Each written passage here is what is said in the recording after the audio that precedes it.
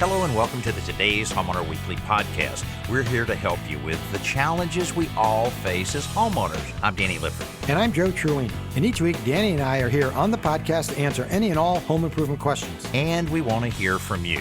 Send us your questions or comments at todayshomeowner.com/podcast. Okay, Danny, let's get started. Today's Homeowner Podcast is brought to you by the Home Depot. How doers get more done. From installing a smart garage door opener, to installing a bathroom faucet, to removing a tree, the Home Depot believes you can do anything, especially the things we have how-to guides for. Visit HomeDepot.com for thousands of tips, workshops, and ideas for projects, big and small. The Home Depot app. How doers get more done. This week, we help a homeowner figuring out the proper position for a new ceiling fan that can really help in winter and summer. Does your water smell like rotten eggs? Well, that's an easy remedy that can be taken care of in just a few minutes. Also, a lot of homes have recessed lights, and you can make them a lot more energy efficient with just a little bit of work with some hardware cloth. Joe, what about that simple solution coming in? A quick tip on how to make sure your smoke detectors are operating properly using, of all things, a vacuum cleaner. Also, we'll be checking in with Chelsea, where she just recently built something I have never heard of, a dollhouse nightstand. Sounds intriguing. Okay, let's get started.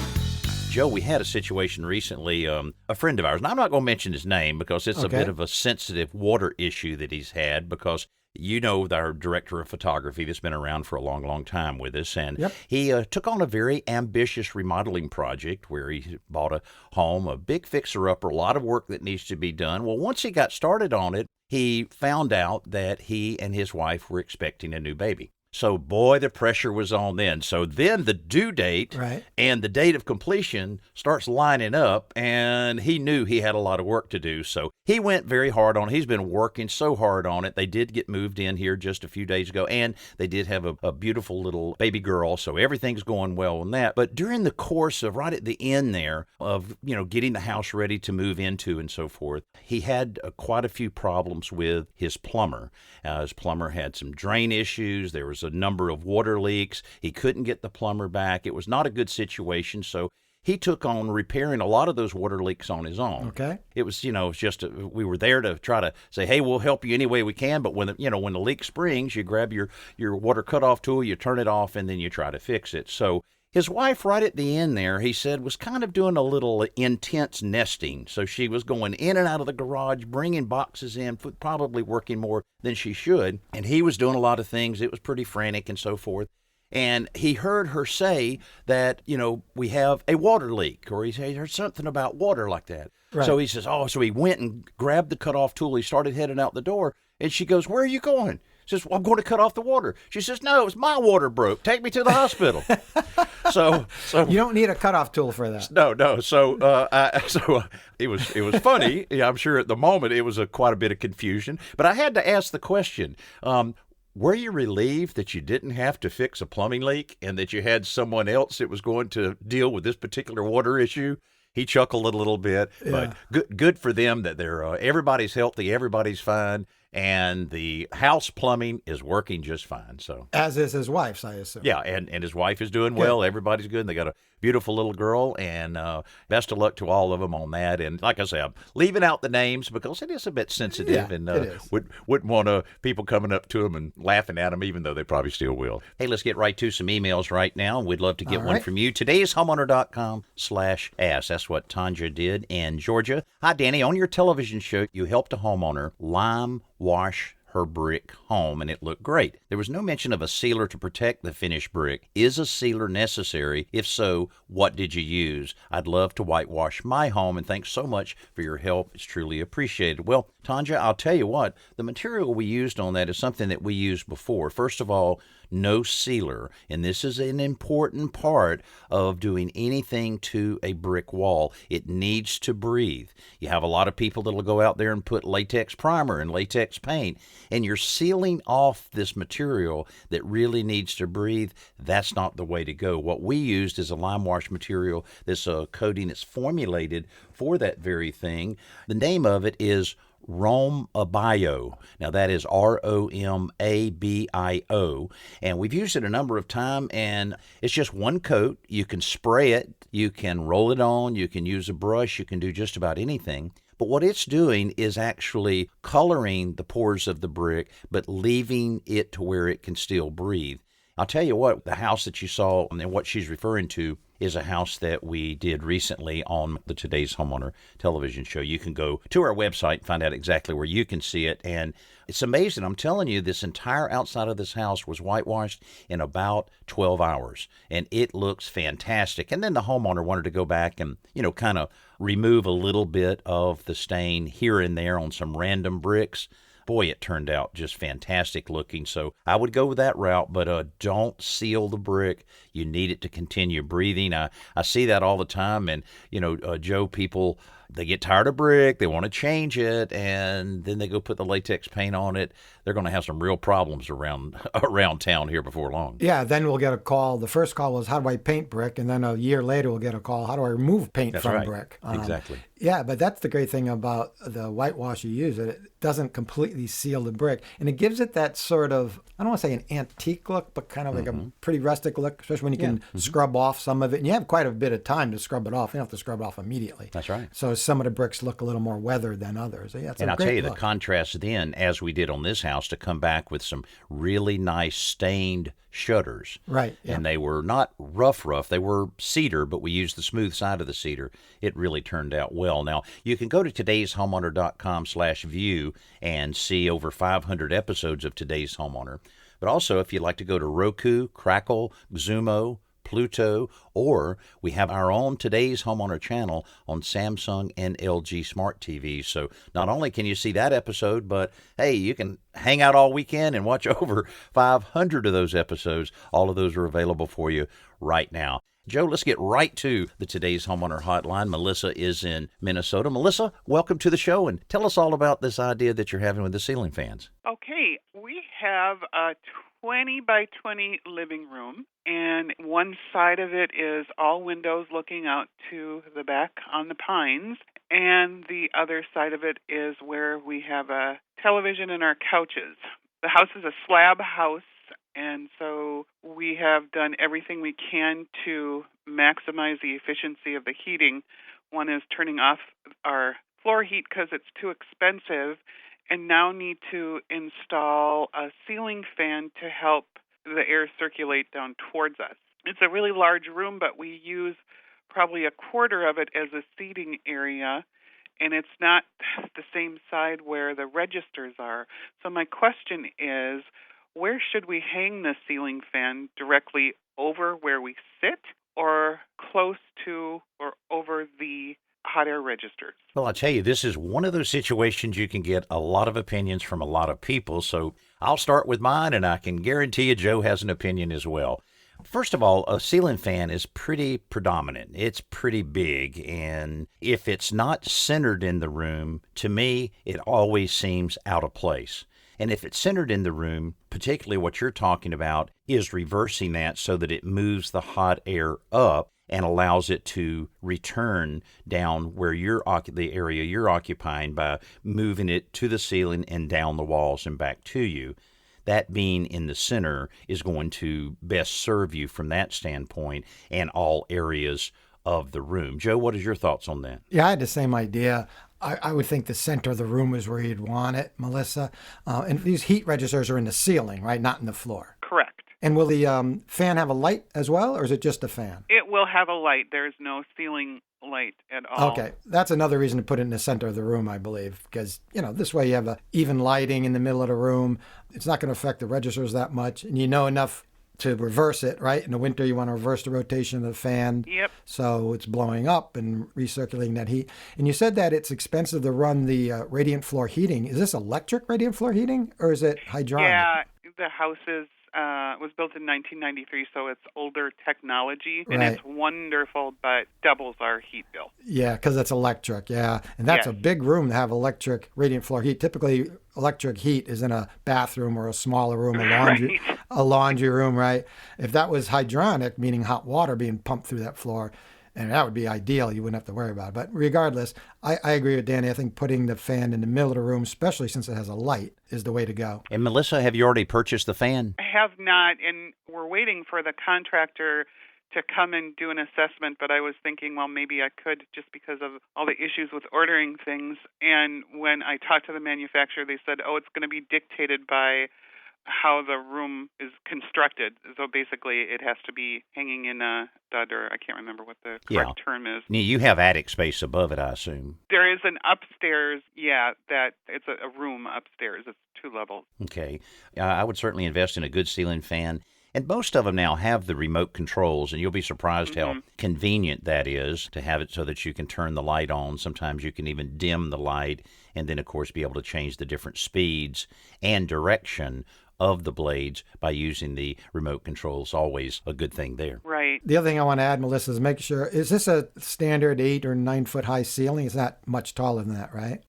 I think it's taller than that because it's a bit of a sunken living room, maybe an 8-inch drop. So I think it's closer to 10 or 11. You might need to look at having a down rod, meaning the ceiling fan is lower than it ordinarily would be from the ceiling, just to give enough room to circulate that air. And also for a room that's like 400 square feet, I think you need a fan that's at least 60 inches in diameter. I'm just guessing, but I know it's a pretty good sized fan. So don't undersize that fan, whatever you do. It's better to be a little big than a little small. Yeah, that's what the energy auditor told us. The bigger, the better. Right. Good. I think you're going to be fine. All right. Thanks so much. Our pleasure, Melissa. Thanks so much for being with us, and hope you have a great weekend. You as well. Let's go right back to the hotline with a question that we've gotten before about a gas water heater. Yes, my name is Gary Michael John, and I have installed a new gas hot water heater, and I'm on a well, and I have a water conditioner. But ever since I put the new hot water heater in, my hot water smells like rotten eggs. And someone told me that there's a rod that you can take out. I would love to know the answer for that, if that will work. That's exactly right, yeah. You know, Joe, water heaters are really fairly simple piece of your house, but when you start talking about this rotten egg smell and the reason for it, gets a little more complicated, but nobody explains it better than you, so it's all yours. Yeah, it's because we've explained it like 6 times in the last year. Yeah, it's a pretty common problem. The rotten egg smell is caused by bacteria. It's not the water itself. And the rod he's referring to is an anode rod, which is a sacrificial component that's inside the water heater. And the idea is if there's any corrosive minerals in the water, which there almost always is, it'll eat away the rod rather than eat away the tank. So that's the reason they're in there. But most anode rods are made of magnesium or aluminum, which ordinarily isn't an issue. But if there's bacteria, what happens is those particular rods, magnesium or aluminum, those two metals react to the sulfates in the water. And that's what creates, I think it's actually hydrogen sulfide is the smelly gas that creates that rotten smell. So the really simple solution is to pull out the anode rod and replace it with one that's zinc or aluminum zinc alloy. That's what you're looking for, zinc or aluminum zinc. Not aluminum and not magnesium. And pretty easy to remove that, isn't it? Just a couple screws and you pull it out and put the other one in.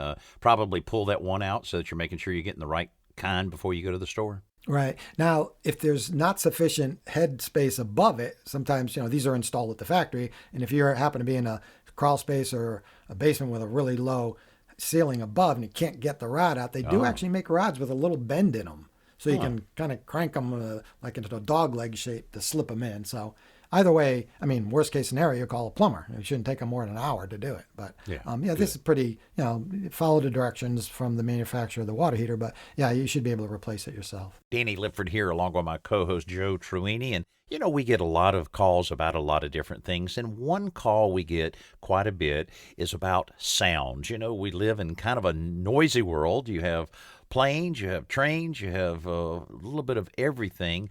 And right now, David's in Tennessee. He's on the line with us. And David, I understand that the romantic sound of a freight train is just not doing you any good around the house. Tell us about that. Okay. Well, we purchased a home a year ago, and it was just framed, roof, not even shingled. And when we looked at the home, the salesman did inform us that there was a train behind the home. Well, because of red clay here in Tennessee, you couldn't walk out. But he said, it's out beyond the trees. Well, we figured, beyond the trees is a distance away. But after finally getting moved in here, it's like 120 feet from our back door. And in the summer, it's not so bad because we have leaves on the trees. But now during the wintertime, we can't even sleep in our bedroom. We have to move to another room in the house to sleep, a second bedroom. So we're losing that luxury because it's so close to our back door. Anyway, I'm looking for some solution. I've paid to have the whole home retrofoamed. That really hadn't helped very much. We've got double thick curtains on our window in our bedroom, and that kind of helps, but not enough. So when the train goes by, it comes. And we also told when we bought the home, it never comes by at night. Well, it sure does. It comes by 3-4 times during the night at all different times. So I'm looking for some kind of solution. I've thought of maybe a white noise machine. I just don't know what's going to really help.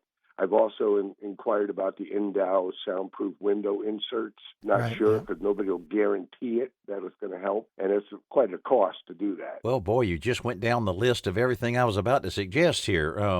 The white noise machine, that is something that a lot of people use in urban areas and condo situations where you have a lot of noise here and there, and that'll help a little bit. It's funny that you mentioned this. I grew up not far from a train track, and I never realized how, when you're growing up, you completely rule it out. People would say, man, how can you stand living here with that train? What train? I don't, you get used to it so much, but that's not any, consolation for what you're dealing with right there. And I know Joe will have some suggestions on this. As much vegetation as you can get between you and that train is probably the very best. That's not a quick solution or, would completely wipe out all of the noise, but that does help quite a bit, especially evergreens that are not going to lose their leaves, and to build up a nice solid barrier as much as you can between you and the train track would be one. Foaming the house was a great idea. The fabric in the home is a great idea. Your windows and doors, the openings there are where a lot of that sound transmits through. But with the train, you also have the vibration, which is amazing how it can vibrate ground quite a bit of ways from there. So, all of the things you're doing are a step in the right direction. Joe, any other suggestions that we could help David out here a little bit? Yeah, David, this is a problem that, I don't think there's any way to eliminate it, but you can maybe lessen it a little bit. First thing I thought of is along the back property line, you can plant thick shrubs, create a high berm first, like build up the dirt to a relatively high berm, at least 6 feet, if not more. None of these are going to be inexpensive solutions, by the way, but there's the only thing I could think of. A high berm with thick shrubs planted on top of it, in front of it, a solid board fence, fence that has no spaces between it, help block it. The window inserts are specifically designed. It's essentially, they fit on the inside, as you know, and they create essentially a 3-pane window, but they're specifically designed not so much for energy efficiency, but to kill sound. They use them in hotels that are near airports, that kind of thing. And they do work, but those are very expensive. Maybe yes, they are. Maybe you only have to do the back of the house, or maybe you just do your bedroom and try it. But unfortunately, I don't really know what else you could do, because I live in Connecticut in a town that's probably 8 or 10 miles from the closest railroad track, and I can hear the trains at night when they go by. They don't wake you up and actually sound kind of cool because they're so far off. But that's a great distance, and it's not a flat area where I live. It's very hilly. So I can imagine having it 120 feet out your back door. It must sound like it's running right through your house. It does. It kind of really startles you at night. That's the worst part. Right? That's the worst part. We did find by moving to another room to sleep at night has helped, because that puts 2 more walls between us and the railroad track. Right. So that helps a bit. And because this is an association here, I'm limited how far away I can plant stuff without being in violation. My neighbor has a fence. He told me it didn't help one bit. That's too bad. So, yeah. Yeah. Now, I guess the next question could be, you can call us back and we can talk about building a master bedroom in a different part of the house. If you can move to that second bedroom, maybe if it needs to be remodeled or enlarged or something like that, maybe just, if that helps, sleeping in another room, just, do what you need to do to remodel and make that your master bedroom. The company National Gypsum came out recently with a retrofit sound block.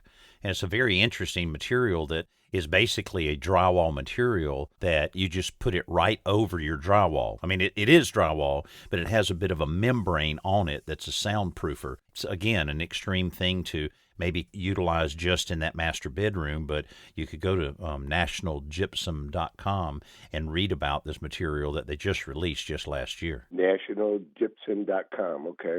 That's right. Well, wish we could give you a better solution on that. We can certainly sympathize with, losing sleep and having that unsettled nature of the train like that. But hope we've been able to help you on this, David, and also hope you have a great weekend.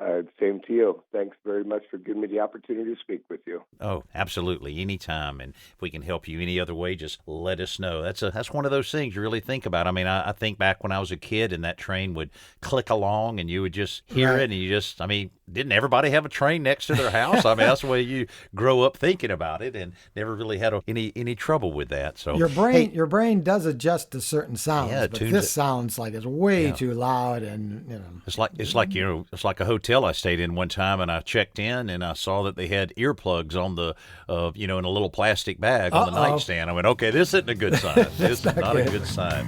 Today's Homeowner is brought to you by the Home Depot. How doers get more done. It's time for our Best New Product segment, brought to you by the Home Depot. How doers get more done. I love it when a manufacturer takes an existing concept and works out the kink to make it everything it can be. Now, that's exactly what Kohler has done to the pull-down spray faucet for the kitchen sink. Their new Attira pull-down bridge kitchen sink faucet is a beautiful design that solves many of the problems with a lot of the pull-down spray faucets. For starters, it stays in place thanks to their unique magnetic docking system, which securely locks the spray head into place when it's not in use. And it also delivers the power you need in a sprayer with a wide, powerful blade of water to make sure you're cleaning those dishes and basically just simplifying kitchen cleanup. Now, another complaint in this category is that the spray hose is noisy and it tangles very easily. Well, this unit features a light, quiet, braided hose and swiveling ball joint to make the pull-down spray head easier and more comfortable to use.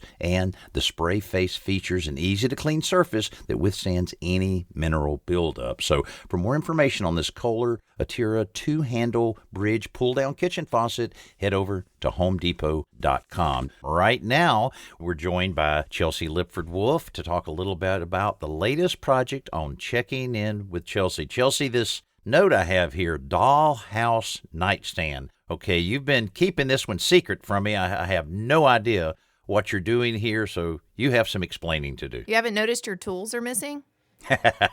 Well, I'm constantly noticing that, yes. No, I wanted to make over some kind of neat piece of furniture to go between the girls' beds. They each have a twin bed in the same room. And, I looked on Facebook and tried to find a piece of furniture to paint and couldn't find anything. Well, then I stumbled across Pottery Barn Kids has this nightstand that looks like a dollhouse. So it has little windows and a little door. And I thought, whoa, wow, that is so cute. And then I saw the price tag. $400. Ooh. Wow. Times 2 would be $800 plus shipping and tax and all that jazz. So I was like, you know what? I can build this myself. And so that's what I did. And I spent about $169 per nightstand to create a nightstand from scratch, used plywood for the cabinet box, added cute little furniture feet, and then created a door where I cut out and glued on little dollhouse windows and doors. Oh, I was going to ask you, Chelsea, how did you make little square cutouts? I used the jigsaw. You do a drill bit in that corner to get the blade down in there, and then jig it out. It wasn't very pretty, but that's what the that's what the trim is for. And then I just applied it with wood glue, and I painted the windows and the door white, and then painted the nightstand yellow, so it has a nice little contrast. And you can buy dollhouse parts at the craft store. They're very expensive, but they're dang cute. I was going to ask you whether or not you were going to paint or stain it. Now, what about the top? You also painted the top because you got to have some durability there with those kids. That's right. Paint it, and then you can apply a coat of clear water-based polyurethane to give it a little bit more durability. So you already have this posted at Checking In with Chelsea, right? That's right, checkinginwithchelsea.com. That sounds like a pretty good one, and you'll be surprised. You think about building furniture and how intimidating that can be, but if you watch this video and you see how Chelsea goes about it, I'm sure you'll see that it's pretty manageable, doesn't require a full woodworking shop, And it didn't take a tremendous amount of time, did it, Chelsea? No, it doesn't take very long at all. And I have the cut list available so you can build. I take all the hard work out of it, all the figuring and mathing. And you can just use a circular saw to cut your plywood or a table saw if you got one and build it yourself. It probably took her longer to find your tools to bring them to her house than it That's took right. to actually build it. You should make them more available. I know it. She shouldn't have to have a special code to get into your shop. But see, now what I do, you know the little tiles that you can put to track things? I Oh, put right, tiles yeah. on it. So I knew where they were. See, I could look on, I said, okay, there she's headed into the workshop. Okay, that's all good. That's all good. So, hey, but Joe, you know how it's not a secret that kids love to pick on their father. And so, Sure. you know, Chelsea has picked on me for some of my dad jokes over the years. Oh, boy. And then in my stocking, I get 100 of the latest dad jokes. Oh, great. And I got a feeling that she put that in my stocking, and I think secretly she loves dad jokes. Is that right, Chelsea? I already regret it a little bit. It's like this one. I mean, at least it's fresh material, I guess. I should be- Right, I that's should be what I was happy. going to say. It's like this one. Why did the girl cross the playground? To get to the other slide. Oh, that was a high-level one right there. Let me tell you, that is a good one. But anyway, we want to make sure that you do take a little time to go by checkinginwithchelsea.com. There's a whole lot of information there that you might not realize. Some great ideas, some great solutions, some ways to do some upcycling, a lot of different ways that you can do some very manageable projects around your house. Chelsea, thanks for being with us. Hey, Joe, we got a simple solution coming up. What can we expect? Well, I have a simple solution on how to clean up, which is not always easy, after drilling into metal. Oh, yeah. And make sure you put some glasses on. I'll tell you, That's I saw right. someone the other day that was drilling and those fibers were going everywhere and they didn't have glasses on. It was I pulled the plug out of the wall and said, "What are you doing?" Yeah, exactly. Yeah. We want to be safe on all the home improvements. Okay, this is the time of the show that I always look forward to when my buddy Joe shares with us yet another simple solution. All right, Danny, drilling or sawing into metal creates thousands of tiny, twisted, sharp little metal shavings. The simple solution here is how to clean up all these little metal shavings, right? So here's the tip. Place a magnet, any size magnet really will work, in a plastic grocery bag or even a Ziploc bag, something like that. And then with the magnet inside the bag, you simply drag the bag across the floor, the workbench, or wherever these shavings are. And the magnet, of course, will attract the metal shavings and it'll stick to the outside of the bag. But then, okay, so how do you dispose it easily? Well, this is it. You just take it without having to touch any of these metal shavings, turn the bag inside out, pull out the magnet, and the shavings will be trapped in the bag because, of course, you turned it inside out. Then you can just toss the bag out, or if you want to reuse the bag, you can empty it. But that's the quickest, easiest way I've found to pick these up, especially when they're on the floor.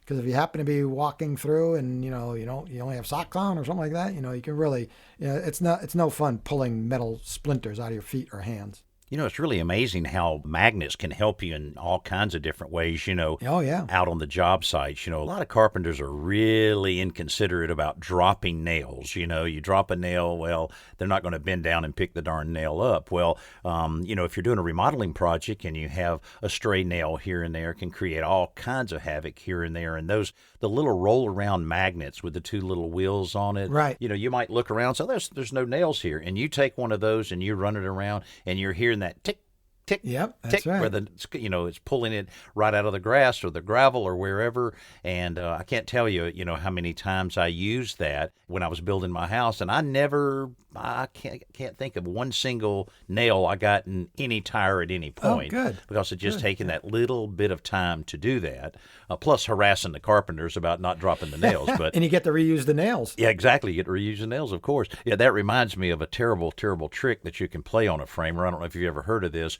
Or, that? of course, nowadays everybody's using nail guns, but when we were out on our tools, we were hand driving a lot of things. So you'd have Sure. a big thing of 12 and 16 penny nails. Well, these guys that would be out there smoking cigarettes, what a terrible thing they would do. They would take their lit cigarette when they're about to throw it away and Right. drop it in the nail bag. Oh, so someone would reach in. So the next nail he reaches in, or soon he's grabbing a lit cigarette, and that's not funny unless you're the one doing it. And but either way, that's not. But that is a very common thing that happens out on job sites like that. Not recommending that. Y'all don't recommend the smoking nor putting lit cigarettes in anybody's nail bag. So why you laughing about it? Yeah, I know it. And then we turn around and laugh about it. So, hey, we would love to help you with any challenge that you might be having around your home, and we make it pretty easy. You like to send emails? Well, send us one. Today's Homeowner.com/ask is where you can go to send those emails, or pick up the phone and call us, 800-946-4420. We want to tackle a few of those calls we have right now. First one's coming in from Steve. Hey guys, love the show. I have a question for you.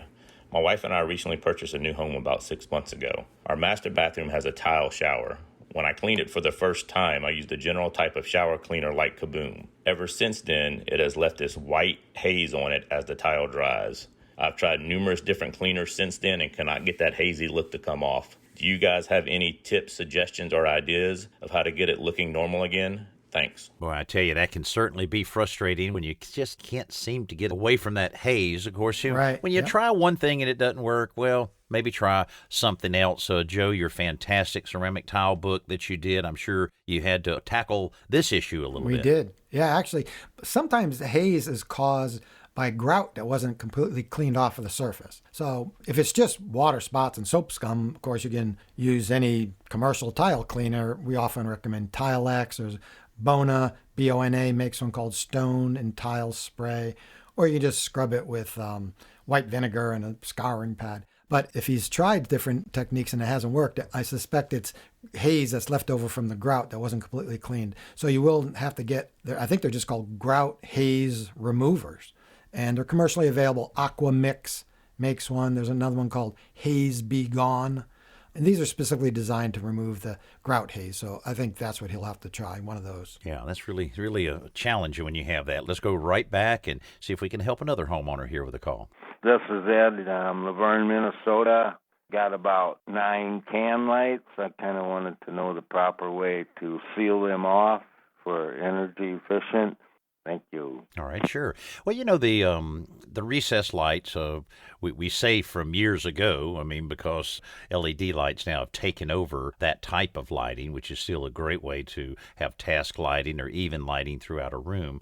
Now, my previous house, I had about 50 of these things, and it bugged me so much knowing that there were cracks around those, and the heat in my home would just find its way right into the attic through these things, and also them giving off heat. So what I did is, first of all, I used just a simple acrylic latex caulk from the top side in the attic, and I caulked around the actual recessed housing to prevent any migration of heat through that area. But still, a lot of these were, some are insulated, some are not so insulated cans, and still a lot of heat can rise out through there. So what I did is I got some hardware cloth. I took the hardware cloth, which is a type of wire mesh, and I created little boxes. And they were like 16-inch by 16-inch by 16-inch boxes. And I basically just set it right down over all of the insulated cans that I had. Then I insulated over those. So I still had space for safety so that it had air around it, but it completely sealed off that migration of heat, or during the summer, that heat that can find its way back down through into your house. And it made a significant difference, at least with my peace of mind, knowing that I wouldn't have that migration of heat going up or the heat affecting it down. So that works out pretty well. Let's see if we can get one more call in. Lori is on the phone. Lori, we want to try to help you with this floor. Tell us what's going on at your house. Well, I sure would appreciate any help that you can give, Danny. Sure. We had gotten laminate floors installed in our kids' bedrooms, and when they got finished, there was residue all over the floor. So, you hate getting new floors and then can't show them off. And it was all over, not just in like one small area. So I put hot, wet towels. I also used tea tree oil, but I didn't want to do anything very much because I didn't want to damage the floors. So what is it that we can do to get these floors looking beautiful? Well, I tell you, I've been through that before. I had a gentleman install some flooring, and yeah, I can do that, no problem. And he did a good job installing the floor, but it was a bit of a mess there for very much the same thing. And when you first finish it and you wipe all the dust off of it, you go, oh man, this looks great.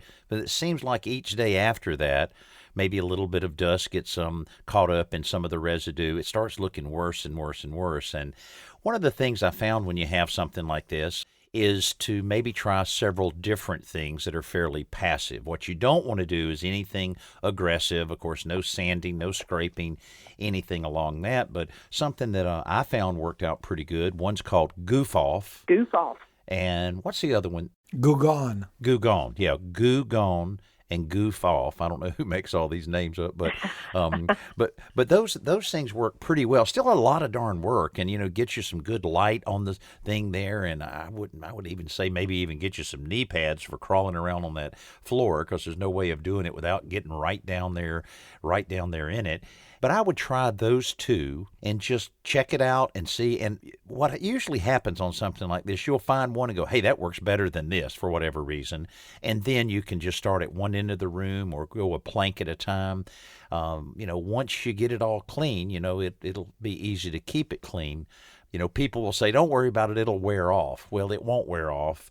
You'll have to wear it off. So that's what I would recommend, is to try two of those products like that and see if there's something. Joe, would you have any other suggestion for Lori? Lori, this is a laminate floor, so we're talking about a plastic laminate floor, correct? Yes, sir. And what is the residue, do you think, that's on the floor? I think it's from that glue that they put down, and I don't know if it was on their feet. Oh. He thought that it would come up through the cracks, but it was smudged on it. And it's not just, every time I went online, they were showing like a real small area. Well, it was all over my floors. Right. And so we had used like that Rejuvenate wood floor cleaner. Yeah. And like I said, the other two items. Right. Well, the good thing about laminate floors, they're pretty durable. I mean, you can damage them if you try, but they're certainly more durable than like a wooden floor. Yeah, even you. Even you. They survived Danny, so they can certainly survive you. What I'd recommend is get a little acetone. If you don't have any in the house, you can get it at a hardware store, or just use nail polish remover, which is basically the same thing. Right. Put it on a cotton swab, a little Q-tip, and just try it in one spot, maybe inconspicuous spot behind the bed or something like that, and just see if that takes it off. Because acetone's pretty strong. It shouldn't harm the laminate floor. If it was a wood floor with polyurethane, I'd probably say don't use it, but it might work. But other than that, there's no other way to get rid of it. I'm surprised they glued it down. First of all, most laminate floors are floating floors. They just snap together. But either way, you have to get rid of that glue now. And the only other way to do it is scraping it, but you have to use a plastic tool of some sort. And I don't know if a plastic tool would even scrape it up. It does. I can tell you that after 8 hours okay. of messing with the floor. But if I could find something that I could put on my feet and just walk through that floor, that would be a whole lot better, There you go. Y'all need to invent something like that. That would sure help. Okay. We'll get a pair of slippers, and we'll attach like some spatulas, and you just we need do the soft shoe. Yeah. So Goof Off, Goo Gone, or acetone. And the acetone I could just try and if it's an engineered hardwood floor, that would be that plastic that you were talking about, right? Well, engineered hardwood is different than laminate flooring. Okay. Well, then it's engineered hardwood. Sorry. Oh, okay. Well, the confusion might have been is that when engineered wood flooring was first invented, it was called laminate flooring because it was laminations of wood. But then plastic laminate floor came out, and there was a confusion, so they went to engineered wood. So engineered wood is a different story, yeah. So I would not use acetone because it's going to take that finish off, that factory applied finish. So now we're back to, so carefully scrape it off. If not, the worst case scenario, and I'm not recommending this, is those can be refinished. At least once. So they'd have to sand everything down to bare wood. And again, I'm not recommending doing that, but. Yeah, I think I'm going to try y'all's idea first. Okay. All right, Lori. Well, we know thank you so much. We know it'll still be a little bit of work, but once you get it finished, it's going to look great. And then the Rejuvenate is a great thing to consider using after you get the residue off. It does help revitalize it quite a bit. But Lori, thanks so much for being on the show this week, and I hope you have a great weekend. Y'all too. Thank you so much. Yeah, she was a little confused on what it was. And once it's down, it's hard to tell these days. Is that wood? Is it vinyl? Is it plastic laminate? Yeah, it's a little hard to tell. Yeah. Hey, let's get to a few more emails here. We do appreciate you sending those in. If you'd like to send us one right now, today's Homeowner.com/ask. This came in from Michigan. Henry says, "Hi, Danny. I have a quick question about caulking a bathroom. A couple weeks ago, I heard you and Joe say that the seam along the top of the bathtub should be filled with caulk, not grout. But I don't remember why. Also, my neighbor said that you should never caulk around the base of a toilet. Why is that? It seems like caulk would prevent water from seeping under the toilet, right? I'm getting ready to refurbish our master bathroom, which will include applying new grout and caulk. I want to make sure I'm doing things right. Thanks." Well, that's an interesting question about caulking around a toilet. Right. I always like to do that because it finishes it off nice. And you're right, if you get a little bit of water, on the floor. But others would say that if you caulk it, you won't know if there's a leak and it can cause damage. What's your thoughts on that part of the question? That's exactly right. In fact, there's some codes, plumbing codes in some parts of the country where you can't. They tell you not to caulk around the toilet, and that's exactly the reason. I guess what you could do, I never caulk around the toilet, but if you want to, I would caulk around the sides and front, but not the back. Because, again, if you do have a leak, you want to know. It's not pleasant to know, but it's better to know than not know, right? So, yeah, I would definitely, if you're going to have to do it, don't do the whole toilet. And also, where we were talking about using caulk instead of grout, in any of those areas where, like your ceramic tile is going up against a tub, or anything where kind of dissimilar materials like that, your expansion and contraction is going to be different. So you need a little flexibility. If you use a good quality caulk that matches the grout, then you got a little bit of flexibility there as you're crawling in and out of the tub, or water gets in the tub and it might move slightly. If you have something rigid like grout, it's just not going to hold up. So caulk is always better. And you'll find a good quality caulk that can be used like that matches that grout. Then you won't have to worry about it anymore. Now it's time for our podcast question of the week. We would encourage you to send us one at today's Homeowner.com/podcast. This came from Bob in Pennsylvania. "I have a very dry basement and would like to finish it off. After putting up a vapor barrier, I was thinking of screwing wide furring strips to the concrete block walls and then installing wood paneling. Are there any concerns about screwing into the block, or should I use some kind of glue or epoxy?" Well, I'll tell you, I've finished out a basement at my previous house, and I use construction adhesive. I use construction adhesive on just about everything, but I use construction adhesive on the back of the furring strips. But I still put some Tapcon screws going into the mortar joints of the concrete block to hold them until the glue dried and to give it extra support. So, Joe, I never had any seepage or any concern about that because, first of all, my basement was dry just like Bob's. So I think that works out pretty well. But I also love to put, if you have furring strips, which can be 3/4 inch or can be 1.5 inches, either way, I still like to put some of the foam sheeting in between those for extra vapor barrier as well as a little bit of insulation. Yeah, in between. We're not talking about putting that up first and laying the furring strips over. No, not at all. Yeah, in between after the strips are. Yeah, but I often will do the same thing. If you're putting up furring strips, there's no harm in putting the adhesive, the construction adhesive along the back. Because first of all, the walls might not be perfectly flat. It might be some bumps in it from the mortar, whatever. So this will help float over that and help, of course, stick the wood to the block. And I often, if it's 3/4 inch, I often will use, they're called hammer set anchors. People might not know what they are until they see them, but it's basically a nail inside a metal sleeve. And you drill a hole through the wood into the cement, and it's a pretty small diameter hole, which makes it nice too. And then you just hammer these in. And what happens, of course, is as the hammer goes in, the nail goes in, it spreads out and it traps it. They're really inexpensive. They're pennies a piece. So either that or the Tapcon masonry screws. Bob, we appreciate that, and I'm glad we were able to answer that. And good luck on renovating that basement. There's basement renovations are a great way to add plenty of space right below your house. Just make sure you have that proper egress, which is an important code issue and safety issue for your family. Here's another email from Ruth that says, "Why is there fuzzy mold growing inside my toilet tank?" Well, obviously, this might be a toilet that's not used very often, but it's funny how some toilets will have more mold issues than others, but I guess it has a lot to do with how frequently they're used.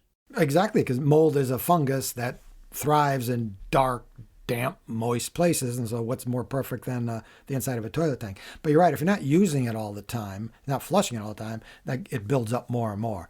And plus, there's chlorination that's added to a lot of municipal water supplies. And that chlorination helps kill mold. But in a toilet that's not used all the time, over time, the effects that chlorination has dies down, so it doesn't kill the mold. And again, because it's not being flushed all the way. The best way to get rid of it is with a steam cleaner. Get those little handheld steam cleaners and clean it right off. But you do have to start flushing this toilet or just turn it off and drain it. I also have heard about some of the little tablets, like large tablets. Yeah, I wonder if those work. Yeah, that position in there.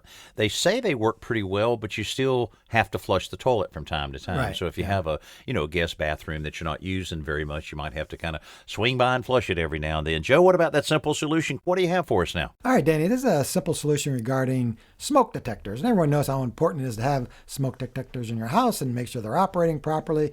If you have the type that still has a replaceable battery, you have to check it twice a year, make sure the battery's fresh. But here's a tip that most people don't know. I believe most people don't know that you need to do this. To ensure that your smoke detectors are operating properly, you should vacuum them twice a year. That's right, vacuum them. You don't have to dismantle them. You don't have to take the cover off or anything like that. Just remove the floor nozzle from the end of your vacuum wand and then just vacuum the detector on the outside. You're going to suck any dust or dirt that might be up inside, pull it right through the vents. And the reason this is important is because a buildup of dust can block the sensor. There's an electronic sensor inside the smoke detector. And smoke, although to us it just looks like air, it's really particles, which is why you can see it. There's actually little teeny tiny microscopic particles in the smoke.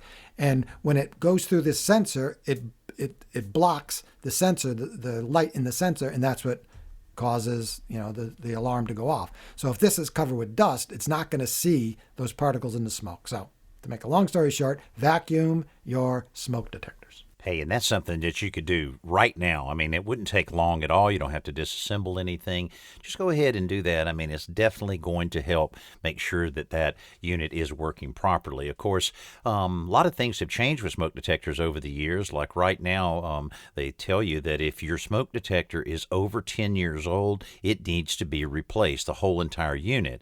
The good news is the new ones have lithium batteries in it that will last 10 years. So the old thing about when the time changes, you check the batteries, that'll be a thing of the past very, very soon as we all upgrade to the lithium batteries. And the other thing they say is you never should paint a smoke detector. That's right. I'm not really sure why. I guess they don't want someone spraying paint and the paint winds up going inside it. But so the way it comes from the factory and the way you buy it at the store, that's the way it should remain. If you have one of the older ones and it's kind of yellowed, I had a couple of those I just replaced, and that just looks like it has been there for way too long. You could probably paint it, and if there's something else like a doorbell, you could paint it. But for smoke detectors, never ever paint them either. We want to have a little fun around the house. We want to help you maintain things, but we also want to keep your family nice and safe. If you'd like to send us a question, again, pretty easy. Today's Homeowner.com/podcast. Always appreciate those great 5-star reviews we continue to get, and we continue building a larger and larger audience here for our podcast. We've got a lot of exciting things we're going to be sharing with you